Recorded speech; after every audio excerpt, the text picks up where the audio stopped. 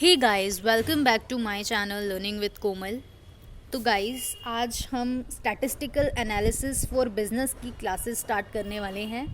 ये वीडियो जो है पार्ट 1 है, यानी कि ये वीडियो 1 है। तो आज से हम इसका स्टार्टिंग करेंगे। जैसा कि आप स्क्रीन पे देख रहे हैं कि स्टैटिस्टिकल एनालिसिस फॉर बिजनेस, ठीक है। तो यूनिट 1 जो है हमारी वो है कोरिलेशन एंड रिग्रेशन एनालिसिस, ठीक है। तो ये आज हम करेंगे स्टार्ट यूनिट 1, ठीक है। तो अगर आप चैनल पर न्यू हैं गाइस, तो जल्दी से चैनल को सब्सक्राइब कर दीजिए, साथ ही साथ बेल आइकन ज़रूर प्रेस कीजिएगा, क्योंकि एमकॉम से रिलेटेड वीडियोस आपको इस चैनल पर मिलती रहेंगी जो आपके लिए काफ़ी ज़्यादा यूज़फुल होंगी। एमकॉम की वीडियोस यहाँ पे हम कॉन्टीन्यूसली डाल रहे हैं अपने चैनल पर।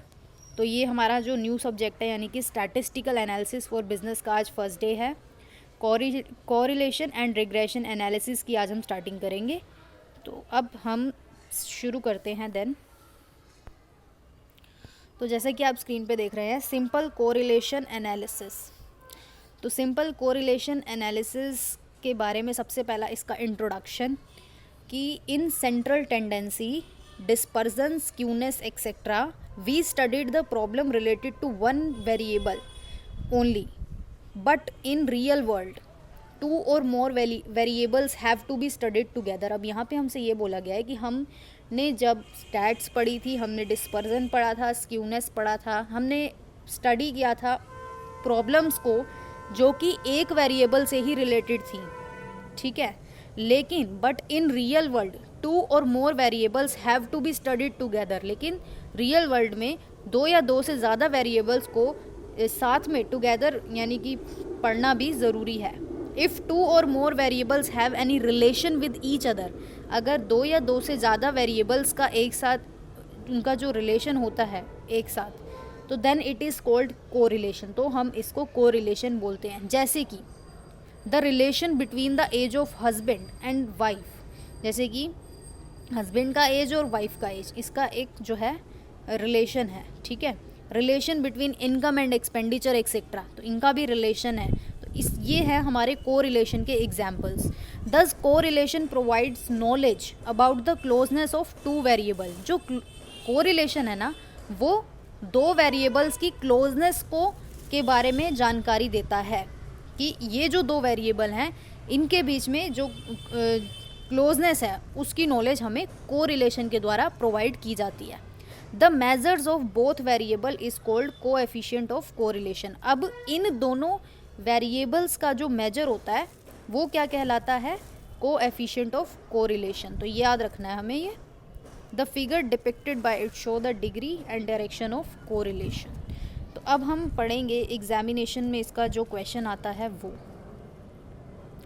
तो एग्ज़ाम में आज हम एक क्वेश्चन पूरा करेंगे 16 मार्क्स का जो आता है।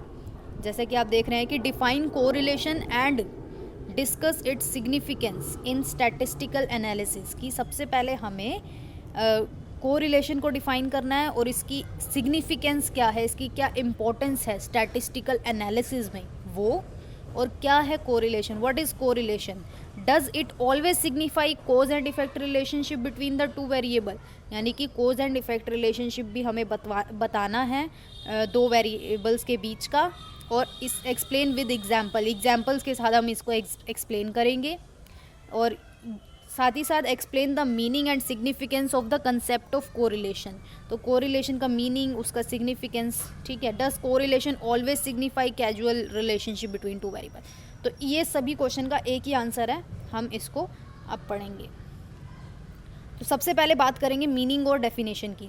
तो जैसे कि आप देख ही रहे हैं कि when two variables are associated in such a way, जब दो वेरिएबल्स को इस तरीके से एसोसिएट किया जाए कि that changes in the value of one variable affect the other variable also, कि एक वेरिएबल की वैल्यू में चेंज लाने की वजह से दूसरे वेरिएबल पर भी अफेक्ट पड़ा, then it is called correlation. तब ये कोरिलेशन कहलाएगा। If both the variable changes in same direction, अगर दोनों वेरिएबल सेम डायरेक्शन में चेंज होते हैं तो then the correlation is positive. तब कोरिलेशन क्या होगा? पॉजिटिव होगा। तो कोरिलेशन कब पॉजिटिव होता है? जब वेरिएबल्स, दोनों वेरिएबल्स सेम डायरेक्शन में चेंज होते हैं, तब कोरिलेशन जो है वो पॉजिटिव होता है। लेकिन if the change is in opposite direction, जब दोनों वेरिएबल्स जो हैं अपोजिट डायरेक्शन में चेंज होते हैं, तो कोरिलेशन को हम नेगेटिव कंसीडर करेंगे। But the interdependence between the two variable is correlation. लेकिन इन दोनों वेरिएबल्स की एक दूसरे पर आत्मनिर्भरता होना, इंटरडिपेंडेंसी होना, कोरिलेशन कहलाता है। डेफिनेशन जो है वो है अकॉर्डिंग टू A.M. टटल। तो A.M. टटल के according an analysis of covariation of two और more variables is usually called correlation. कि ऐसा एनालिसिस ऑफ कोवेरिएशन, यानी कि दोनों ही वेरिएशन हो रहे हैं, दोनों वेरिएबल्स में चेंज आ रहा है ना, टू और मोर वेरिएबल्स, तो उसको हम क्या बोलेंगे, कोरिलेशन बोलेंगे। अकॉर्डिंग टू कोनर के अकॉर्डिंग इफ़ टू और मोर क्वांटिटीज़ वेरी इन सिंपथी, जब दो या दो से ज़्यादा क्वांटिटीज़ जो है वो चेंज होती है, so that movements in one tend to be accompanied by corresponding movement in the other. की एक में चेंज आने की वजह से दूसरे की मूवमेंट में भी चेंज आई, then they are said to be correlated. इसलिए उन वेरिएबल्स को हम क्या बोलेंगे कि ये वेरिएबल्स जो है वो कोरिलेटेड है।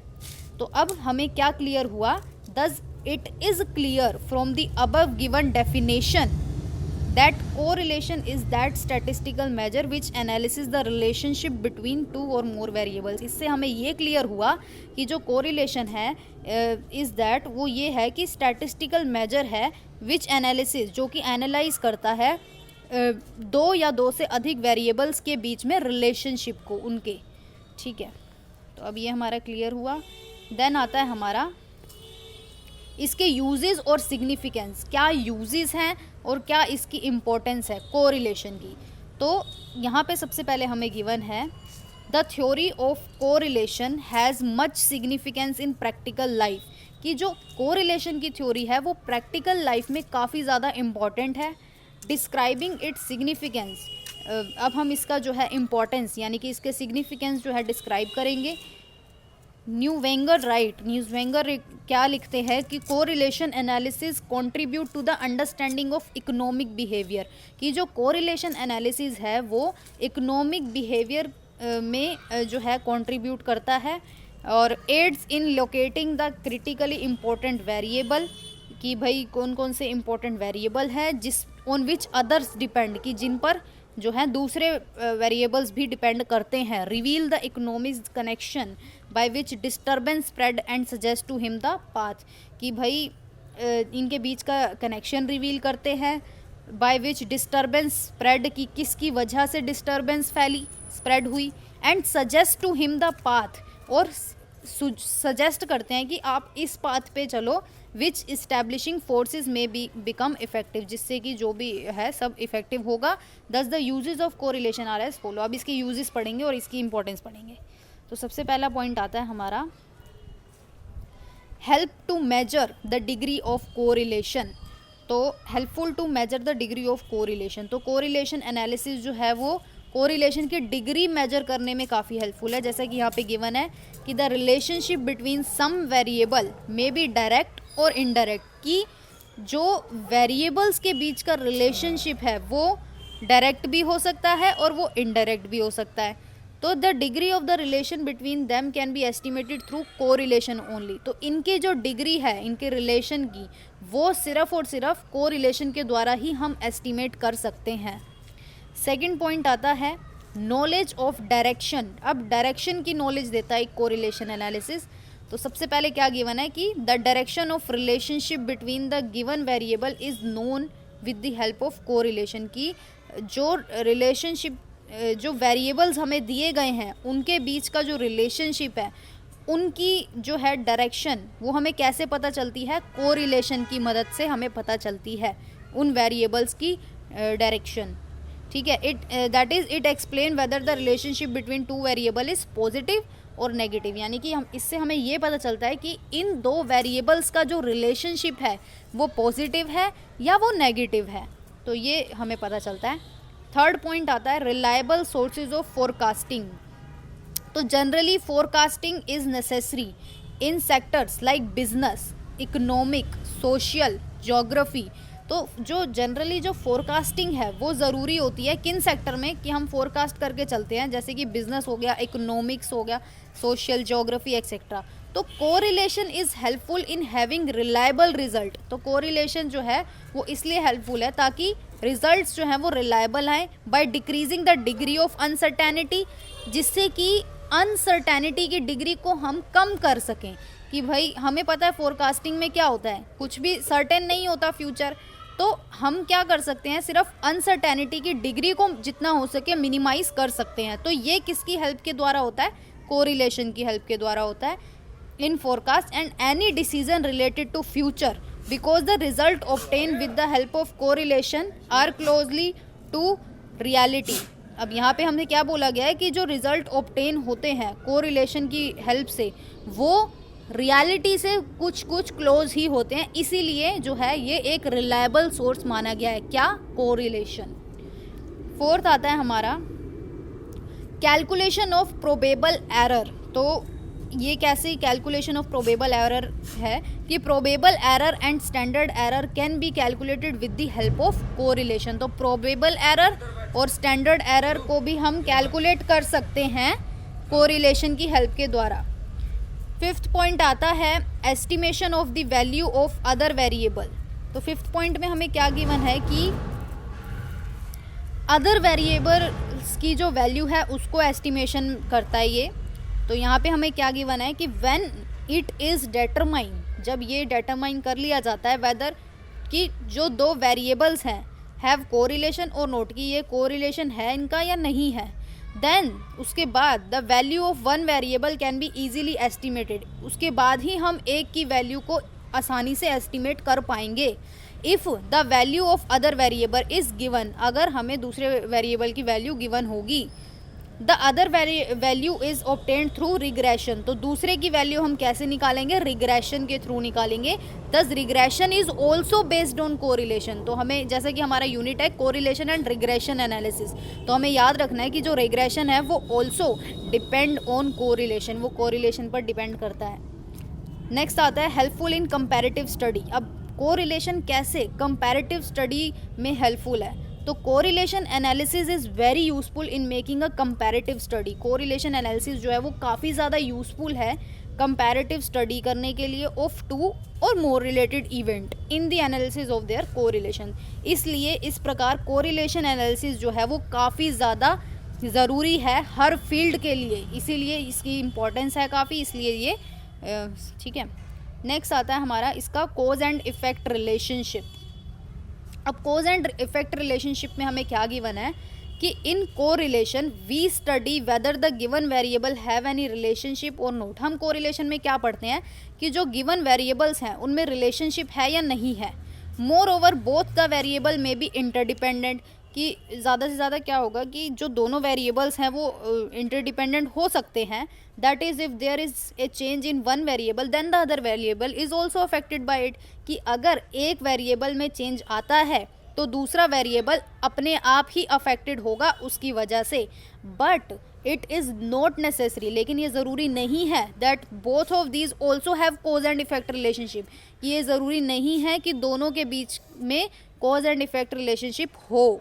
इन सम सिचुएशन, कुछ सिचुएशंस में there is no cause and effect relationship between two, कि कुछ सिचुएशन में क्या होता है कि इनके बीच में, इन दो वेरिएबल्स के बीच में कोज एंड इफेक्ट रिलेशनशिप नहीं होता variable even when they have high degree of correlation. यानी कि कोरिलेशन तो हो सकता है पर ज़रूरी नहीं है कि कोज एंड इफेक्ट रिलेशनशिप हो। Such type of correlation is considered meaningless. तो इस टाइप के जो कोरिलेशंस होते हैं ऐसी सिचुएशन के, वो मीनिंगलेस माने जाते हैं। This situation can be understood in the given way. अब क्या उनकी सिचुएशंस है वो देख लेते हैं। तो हमारा ये लास्ट है। तो पहला है correlation due to pure chance. अब यहाँ पे क्या बोला गया है, correlation due to pure chance.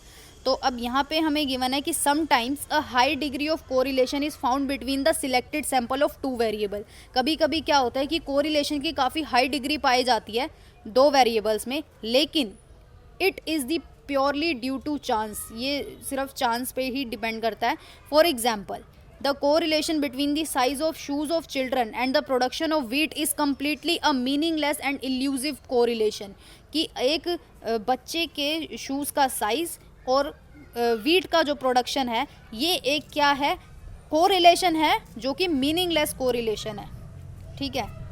Now point number 2 हमें क्या डिस्क्राइब किया गया है कि वेरिएबल्स अफेक्टेड बाय वन और मोर फैक्टर, कि वेरिएबल्स अफेक्ट होते हैं एक या एक से अधिक फैक्टर्स के द्वारा। The correlation between two variable may also be due to some other reasons, कि जो कोरिलेशन है दो वेरिएबल्स का वो कुछ और रीजंस की वजह से भी हो सकता है, और these variable may B affected by one और मोर फैक्टर, और ये जो वेरिएबल हैं वो एक या एक से ज़्यादा वेरिएबल्स की वजह से इफेक्ट हो सकते हैं। The correlation between the price of coffee and the production of cotton may be due to the purchasing power of people, की प्राइस ऑफ कॉफ़ी यानी कि कॉफ़ी का प्राइस और प्रोडक्शन ऑफ कॉटन जो है वो इनके बीच का जो कोरिलेशन होगा may be due to the purchasing power of people, कि लोगों की परचेजिंग पावर पे डिपेंड करेगा, and good rain on the time. तो ये यहाँ पे हमसे गिवन है। ठीक है। नेक्स्ट आता है हमारा लास्ट पॉइंट, यानी कि म्यूचुअल डिपेंडेंस। म्यूचुअल डिपेंडेंस में हमें क्या गिवन है कि sometimes it is also possible, कभी कभी ये भी पॉसिबल है, दैट द टू वेरिएबल में हैव कोरिलेशन, कि दो वेरिएबल्स के बीच में कोरिलेशन हो सकता है ड्यू टू म्यूचुअल डिपेंडेंस। किस वजह से? म्यूचुअल डिपेंडेंसी की वजह से। लेकिन but it is difficult to tell, लेकिन ये कहना बहुत ही मुश्किल है that which variable is the cause, कि कौन से वेरिएबल जो है उसका कोज है यानी कि कारण है, और कौन सा वेरिएबल जो है उसका इफेक्ट है। For example, according to the law of demand, कि लॉ ऑफ डिमांड के अकॉर्डिंग जो demand of for a product is affected by its price, कि जो डिमांड है प्रोडक्ट की वो उसके प्राइस के द्वारा इफेक्ट होगी, and the increase in the price of a product lead to decrease in its demand, कि अगर प्रोडक्ट का प्राइस हाई होगा तो उसकी डिमांड जो है वो डिक्रीज होगी। Whereas the decrease in its price leads to increase in demand, की अगर प्राइस कम होगा तो डिमांड ज़्यादा होगी। Here the cause of the increase in demand is the price, कि यहाँ पर जो है कोज क्या है? प्राइस है। डिमांड इंक्रीज किसकी वजह से हुई है? प्राइस की वजह से हुई है, क्योंकि प्राइस डिक्रीज हुआ, तो यहाँ पे कोज कौन है? Price. But it is also possible that the demand for that product may decrease due to its being out of fashion, लेकिन ये भी पॉसिबल है कि उस प्रोडक्ट की डिमांड कम हो सकती है ड्यू टू कि भाई वो आउट ऑफ फैशन हो चुका है, अब उस प्रोडक्ट की डिमांड नहीं है, तो यहाँ पे and as a result of it the price may also decrease, तो यहाँ पे क्या हो सकता है कि प्राइस भी डिक्रीज हो सकता है। Here the cause of decrease in price is the decrease in the demand, यहाँ पर जो प्राइस कम हुआ उसका कारण क्या था? डिमांड, क्योंकि डिमांड कम हो गई। डिमांड क्यों कम हो गई? क्योंकि वो प्रोडक्ट आउट ऑफ फैशन हो गया। Thus it can be said that it is not necessary, इसलिए ये कहा जा सकता है कि ये ज़रूरी नहीं है कि two variables to have a cause and effect relationship, कि दो वेरिएबल्स के बीच में कोज और इफेक्ट रिलेशनशिप हो, even when they have correlation, मतलब भले ही उनका वो रिलेटेड हो, कोरिलेशन हो उनमें, लेकिन ज़रूरी नहीं है कि कोज एंड इफेक्ट रिलेशनशिप हो। Correlation only point out the presence of covariance, correlation जो है वो सिर्फ और सिर्फ कोवेरियंस की प्रेजेंस को ही पॉइंट आउट करता है between the two variables. So it is not right to estimate a cause and effect relationship between two variable just because of presence of correlation, कि ये ज़रूरी नहीं है कि अगर कोरिलेशन की प्रेजेंसी है तो कोज एंड इफेक्ट रिलेशनशिप भी हो। आई होप गाइस वीडियो पसंद आई होगी, लाइक ज़रूर कीजिएगा, चैनल को सब्सक्राइब करना बिल्कुल ना भूलें। Thank you so much.